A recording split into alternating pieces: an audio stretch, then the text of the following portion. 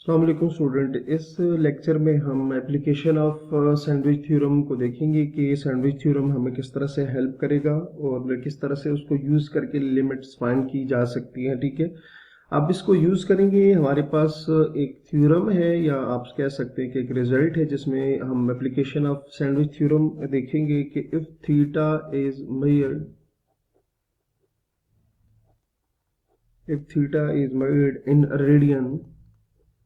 in radian,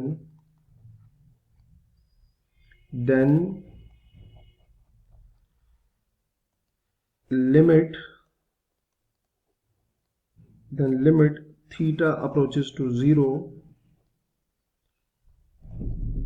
sin theta divided by theta is equals to 1 के equal आएगा। ठीक है, तो ये जो रिजल्ट है ये हम यूज करेंगे कि अगर थीटा आपके पास रेडियन में हो तो then sine theta divided by theta when theta approaches to 0 will be equals to 1। ठीक है, अच्छा, इसको प्रूव करने के लिए हमें एक सर्कल की जरूरत होगी जो कि हमें हेल्प करेगी टू इवेल्युएट दिस लिमिट, मतलब ये प्रूव करने के लिए। ठीक है, to evaluate this limit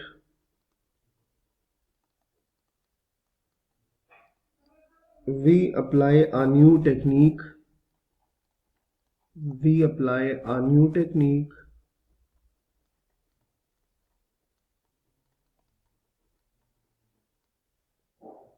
take theta a positive acute central angle,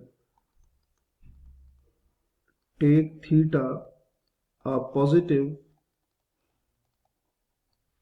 acute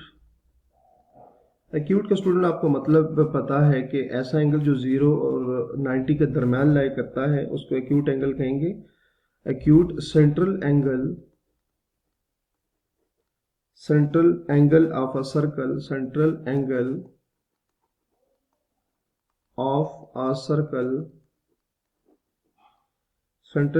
of a circle with radius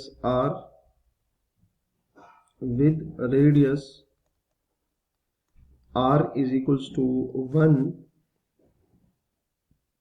ठीक है, और ये मैं आपको फिगर में भी समझा देता हूं। ठीक है, तो यहाँ पर स्टूडेंट सबसे पहले आपने क्या करना है कि आपने एक सेंट्रल एंगल, क्या नाम है, आपने एक सर्कल लेना है विद रेडियस 1। मतलब इसका मतलब रेडियस जब किसी सर्कल का 1 होता है तो उसको यूनिट सर्कल कहते हैं।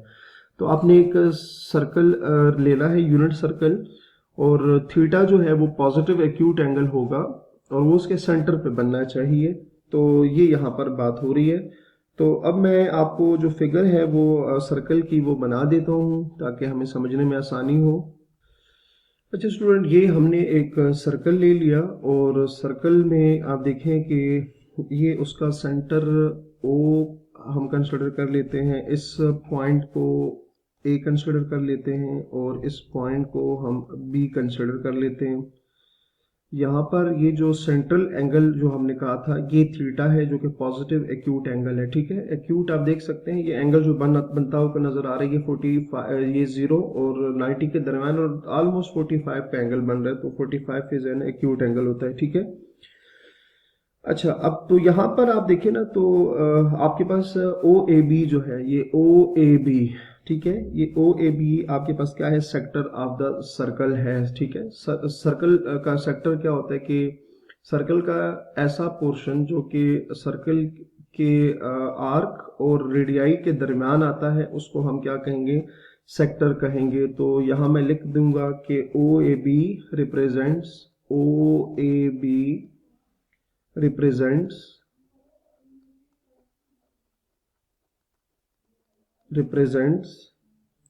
a sector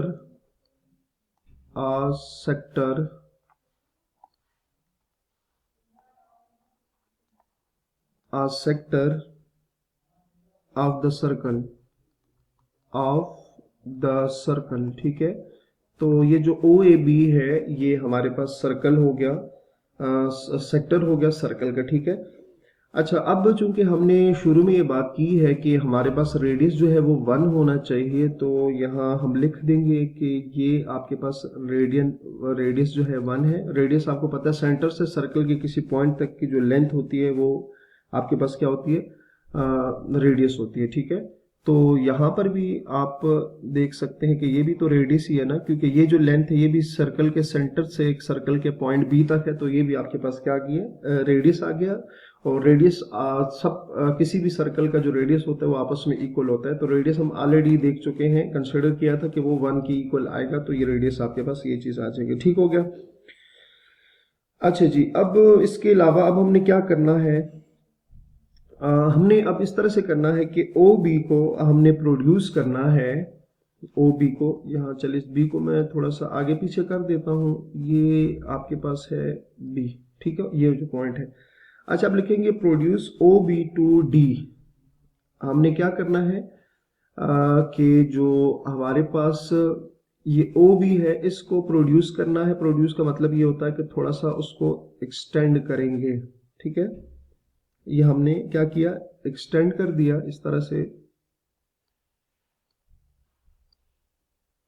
और कहाँ तक एक्सटेंड करना है उसको डी तक एक्सटेंड कर देते हैं। लेट से ये जो पॉइंट है ये हमारे पास आ गया, डी आ गया, ठीक है। तो ये पॉइंट हम लिख भी देते हैं कि प्रोड्यूस ओ बी।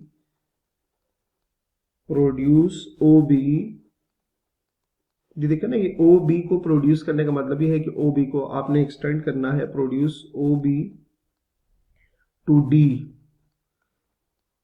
डी तक उसको एक्सटेंड करना है सच दैट, और इस तरह से एक्सटेंड करना है कि हमारे पास ये जो ए डी है, ठीक है, वो परपेंडिकुलर हो ओ ए के ऊपर, ठीक है। ये मैं आपको बता देता हूं, ए डी जो है वो परपेंडिकुलर आ जाए ओ ए के ऊपर, ठीक है। अच्छा, अब इसमें हमने करना ये है कि देखिए ना, ए डी, तो ये ए डी है, ये आपके पास परपेंडिकुलर आ जाए ओ ए के ऊपर, मतलब वो 90 का एंगल बनना चाहिए। इस तरह से आपके पास ये आप देख सकते हैं, ये बिल्कुल 90 का एंगल बन रहा है, ठीक है।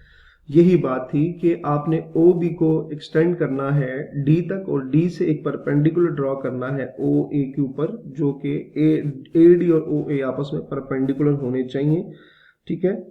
ये आपको समझ आ गई होगी, ठीक है। अब नेक्स्ट क्या करना है कि draw B C perpendicular to O A, ठीक है। Draw B C perpendicular to O A. तो हम यहाँ पर भी थोड़ी सी मैं इसको ना, ये जो आर है अभी आपको समझ आ गई होगी, ठीक है। तो इसको मैं यहाँ से हटा देता हूँ, ये जस्ट आपको समझाने के लिए था। अच्छा, अब नेक्स्ट जी हमने क्या करना है कि ड्रॉ एक और हमने परपेंडिकुलर ड्रॉ करना है, draw B C perpendicular to O A, ठीक है। तो यहां तक स्टूडेंट ये बात आपको समझ आ गई होगी। नेक्स्ट लेक्चर हम यहीं से कंटिन्यू करेंगे। अपना बहुत सारा ख्याल रखिए। अल्लाह हाफिज।